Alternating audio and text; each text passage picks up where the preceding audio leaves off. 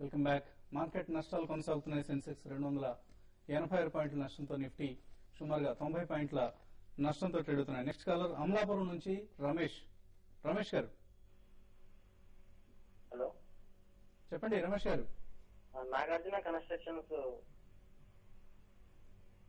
Okay అండి. 160 రూపాయలు కొన్నానండి. ఇప్పుడు 87 రూపాయలు పోతుంది.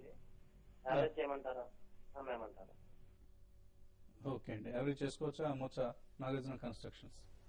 యావరేజింగ్ అయితే చేయొద్దు అంటానండి అప్పుడే, ఎందుకంటే కాస్త ఫ్రెష్ కన్సర్న్స్ మొదలవుతున్నాయి ఇన్ఫ్రా స్టాక్స్ లో. కాబట్టి ఫర్దర్ వీక్నెస్ మనం రూల్ అవుట్ చేయలేం. బట్ స్ట్రాంగ్ సపోర్ట్ 70-75 జోన్ లో ఉంది నాగార్జున కన్స్ట్రక్షన్ కి. ఆ లెవెల్ కి వచ్చినప్పుడు మాత్రం మీరు డెఫినెట్లీ యావరేజ్ చేయండి.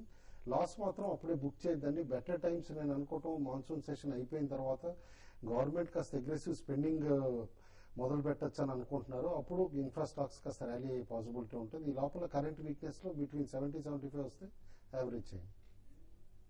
నెక్స్ట్ కాలర్ సతీష్ విజయవాడ నుంచి. సతీష్ గారు చెప్పండి. సతీష్ గారు sir, good afternoon sir. Good afternoon.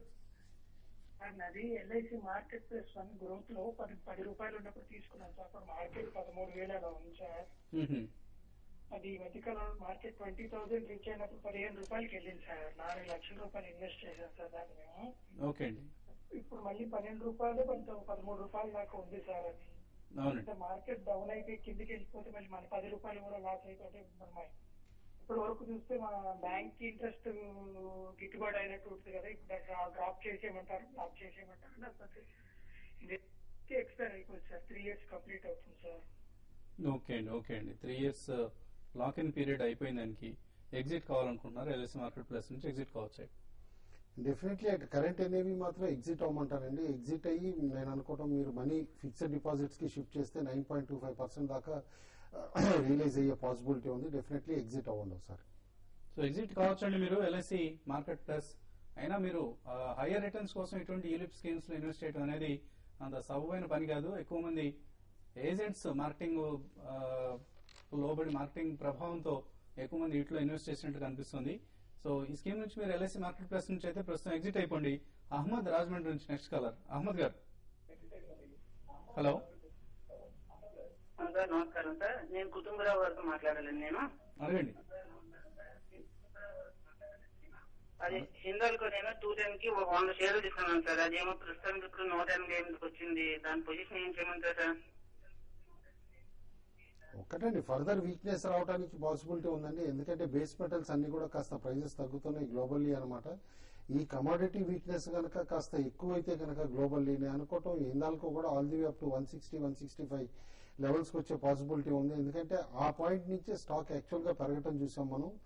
అప్పుడు 160-165 దగ్గర స్టేబుల్ గా 6 months ఉంది స్టాక్. అక్కడి నుంచి ఒకసారి 220-230 లెవెల్స్ కూడా with in 4 to 5 months jump అయిందనమాట. కాబట్టి ఈ కరెక్షన్ డెఫినెట్లీ డీపెన్ అయితే 160 రూల్ అవుట్ చేయలేం. కాబట్టి ఒకసారి మీరు ఎనీ స్మాల్ ర్యాలీ వచ్చినా కూడా ఎగ్జిట్ అవడానికి ప్రిపేర్ అవ్వండి.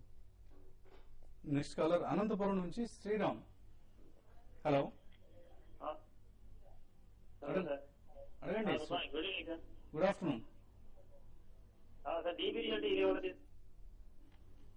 ఓకే అండి, మీ కాల్ మధ్యలోనే కట్ అయింది. ఎనీవే డీబీ రియాలిటీ ఈ లెవెల్ లో తీసుకోవచ్చా? అక్కడండి కంప్లీట్ గా అవాయిడ్ చేయమని చెప్తానండి. మనకు తెలిసిందే ఇంతకు ముందు స్కామ్ లో కూడా ఇరుకొని ఉంది. కాబట్టి ఇటువంటి స్టాక్స్ కొంచెం దూరంగా ఉండాలి. ఇప్పుడున్న పరిస్థితుల్లో మంచి స్టాక్స్ కూడా ఈవెన్ రిజల్ట్ బాగా వచ్చిన ఇలాంటి బిహెచ్ స్టాక్ కూడా ఈ రోజు 3.5% దాకా పడింది. కాబట్టి ఇటువంటిప్పుడు మీరు ఇటువంటి second and third type stocks కాకుండా మీరు ఫ్రంట్ లైన్ స్టాక్స్ లో ఉండండి. అయితే ఇప్పుడు ఇమీడియట్ అయితే మీరు ఈ స్టాక్ అయితే బై చేయకండి, కంప్లీట్ గా అవాయిడ్ చేయండి. సో చాలా న్యూ లోకి వచ్చింది కాబట్టి తీసుకోవడం బెటర్ అన్న ఉద్దేశంతో అడుగుతున్నట్లారండి మీరు. బట్ అవాయిడ్ చేయండి డీబీ రియాలిటీ. ఈ కంపెనీ భవిష్యత్ ఏంటి అనేది ఒకసారి తేలిన తర్వాత అప్పుడు ఇటువంటి కంపెనీ జోలికి వెళ్ళొచ్చు. అదర్వైజ్ మీకు రియాలిటీ సెక్టర్ పట్ల ఇంట్రెస్ట్ ఉంటే front line companies like DLF లాంటి కంపెనీస్ లో మీరు ఇన్వెస్ట్ చేయొచ్చు. But wait for some more time అండి. సురేందర్ కరీంనగర్ నుంచి next caller. Surender garu good afternoon sir. Good afternoon sir. Thank you very much sir. మీకు చాలా రోజులు ట్రై చేస్తున్నాం. కంగ్రాట్స్ అండి కాల్ కలిసినందుకు. చెప్పండి. సార్, వన్ డౌట్ ఏంటంటే రిలయన్స్ వాళ్ళది నేషనల్ రిసోర్స్ ఫండ్ ఉంది చూడండి. అవునండి.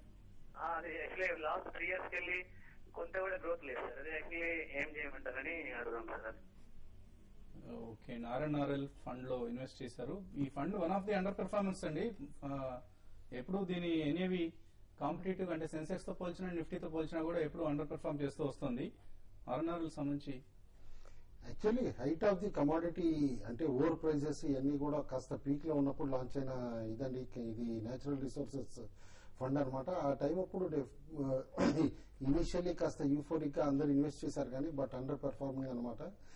ఓవరాల్ గా ఇప్పుడు కాస్త చేంజెస్ చేశారు ఫండ్ లో. మీరు కేర్ఫుల్ గా అబ్జర్వ్ చేస్తే they are investing in companies like Tata steel, Godavari Ispat ఇట్లా అదర్ అనమాట. వేరే డౌన్ స్ట్రీమ్ కమాడిటీస్ తయారు చేసే మ్యానుఫ్యాక్చరింగ్ కంపెనీస్ లో కూడా. కాబట్టి స్లోలీ షిఫ్ట్, మరి రూల్స్ టోటల్లీ పర్మిట్ చేస్తాయా లేవా, ఎంత క్వాంటం వరకు ఫండ్స్ అట్లా షిఫ్ట్ చేయొచ్చు ఒకే థిమాటిక్ స్పెసిఫిక్ ఫండ్ కాబట్టి ఇది అనేది నాకు క్లియర్ గా తెలియదు. బట్ డెఫినెట్లీ అట్లా ఇన్వెస్ట్ చేయడం మొదలైతే కనుక ఫండ్ స్టెబిలైజ్ అయ్యి maybe after another 2 or 2.5 years తిరిగి 10+ కి వచ్చే పాసిబిలిటీ ఉంది. బట్ అదర్వైజ్ మాత్రం ఇన్వెస్టర్స్ డెఫినెట్లీ లాస్ లో ఉన్నట్టే అండ్ లాస్ బుక్ చేయాల్సి వస్తుందేమో ఎట్ సమ్ పాయింట్ అని చెప్పేసి అని అనుకుంటున్నాను. నెక్స్ట్ కాల్ సుబ్బయ్య గారు లైన్ లో ఉన్నారు. సుబ్బయ్య గారు hello. Hello, good afternoon sir. Good afternoon అండి. సార్ త్రివేణి 105 బై చేశాను సార్, తగ్గిపోయింది. అది కారణం త్రివేణి ఇంజనీరింగ్. అవును సార్, బిఈఎల్ బై చేస్తాను ఇప్పుడు ప్రజెంట్.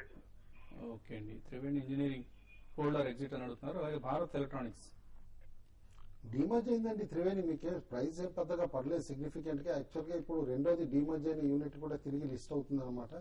షుగర్, ఇంజనీరింగ్ సెపరేట్ చేసేసారు ఇప్పుడు. కాబట్టి రెండో స్టాక్ లిస్ట్ అయిన తర్వాత అప్పుడు మీకు తెలుస్తుంది అనమాట నెట్ పాజిటివ్ లో ఉన్నారా లేకపోతే నెగిటివ్ లో ఉన్నారా అని.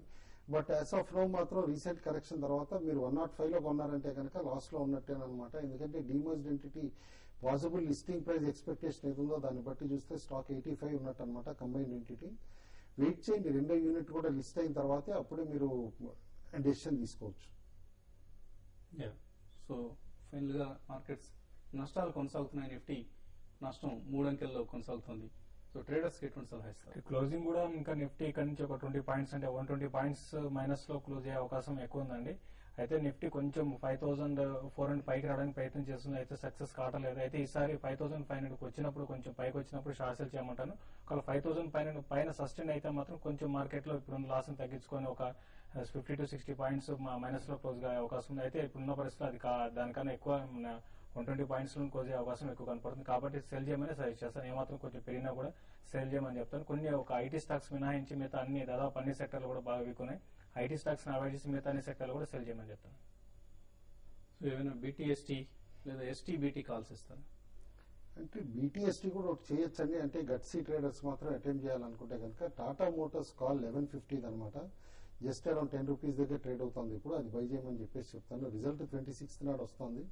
For the simple reason already stock బాగా కరెక్టివ్ అయింది అండ్ కాల్ కూడా చాలా చీప్ గా ఉంది and only 3 days limited loss అనమాట. But result most probably JLR ఇలా సబ్సిడరీ ఏదైతే జగార్ ఉందో యూకే బేస్డ్ లాస్ట్ ఇయర్ ఎన్నిక మార్చ్ 2010 కి ఓన్లీ 30 million pounds ప్రాఫిట్ చూపించింది. ఈసారి మార్చ్ 2011 కి 1 billion pounds చూపించవచ్చు ప్రాఫిట్ అని చెప్పేసి అంటున్నారు. ఈ ఫెటాల్ న్యూస్ గనక ఆ విధంగా వచ్చి రిజల్ట్ గనక ఆ బేసిస్ లో వస్తే గనక స్టాక్ ఒకసారి రిలీఫ్ ర్యాలీ వచ్చి 1180, 1190 లెవెల్స్ కూడా వచ్చే పాసిబిలిటీ ఉంటుంది. కాబట్టి ప్యూర్లీ ఆన్ దట్ బేసిస్ ఇవాళ వీక్ గా ఉంది కాబట్టి చేయమని చెప్పేసి అంటారు. 5388 దగ్గర ట్రేడ్ అవుతుంది నిఫ్టీ. కీలకమైన సపోర్ట్ లెవెల్స్ ఒకటొకటి దాటుకుంటూ కిందకి ప్రయాణిస్తుంది. సో ఎక్కడ ఈ ప్రయాణం ఆగుతుందన్నది వెయిట్ చూడాల్సిందే. ఇది ఇవాళ బిజినెస్ లంచ్. తిరిగి రేపు ఉదయం 8:30కి బిజినెస్ బ్రేక్ఫాస్ట్ షోలో కలుద్దాం.